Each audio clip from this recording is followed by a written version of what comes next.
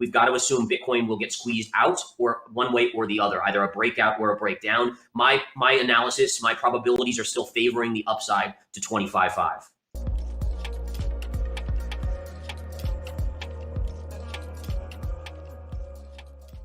You could see that basically where it stopped was kind of these little pivot points right here and right here. Yep. So it makes sense that price was going to hit some resistance there. I think also a discounted factor of Bitcoin is the US dollar, and the US dollar screaming higher certainly doesn't help. Now, how much it hurts, that's up in the air, but it certainly isn't like a helpful hand in lifting Bitcoin up. I think if the dollar is topping, like I'm thinking in the next couple of weeks, and we see the dollar start to come down, that could be the catalyst for a move up and a break above this near-term 21.8, 22 level, where we do get that move up to this 25.5 level. So you're absolutely right. From last week when we talked, I was looking for potential upside to 25.5. I think we are a little higher than we were last week when we talked, but I think for the most part, you're just hovering in this wedge pattern. Look for a break here, and then you should get that move up to 25.5. Now, I will say, if we break the lower trend line, that would start to be concerning for me. Then you have to start looking for potentially a retest of 17.5 down here. Yeah. But right now, this little range here, it's getting tighter and tighter. I would say within the next 5 days, we've got to assume Bitcoin will get squeezed out or one way or the other, either a breakout or a breakdown. My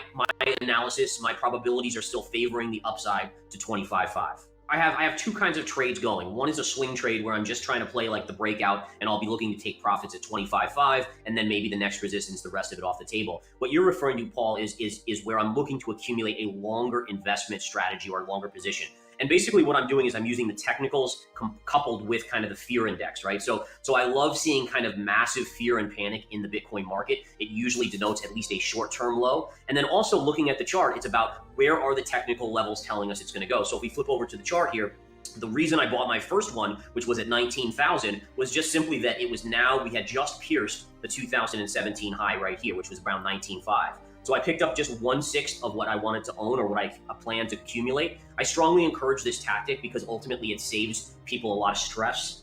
When you go all in at a particular level, it seems very painful when it just drops another few $1,000s or whatever, and you might get swung out. One of the keys about investing is to not allow emotion to make the decision. Every decision you make as an investor or a trader should be based on facts, chart facts, whatever it may be, on-chain analysis. But emotion, when you go all in, emotion is going to be a lot higher. So what I do is I'm very cognizant of the fact, and I've traded for 20 years, where when my first buy, it's the odds of that being the exact low are very low. So I picked up my first buy at 19, and I'll basically buy every 2,000 to 3,000 down, which will let me buy all the way down sub 10,000 if it gets there. I don't know if it will get there, but I always like to add on the side of caution. I would rather own less Bitcoin and have been cautious and protected my capital than own it all and risk being out of the money and having to stop myself out. So the idea here is every 2,000 to 3,000 down, I'm just going to buy another 1/6 position, allowing me to have a total of 6 total positions that I accumulate. And then my goal here is I see Bitcoin longer term at 200, 300, 500, even $1 million. And that's where I plan to hold that position.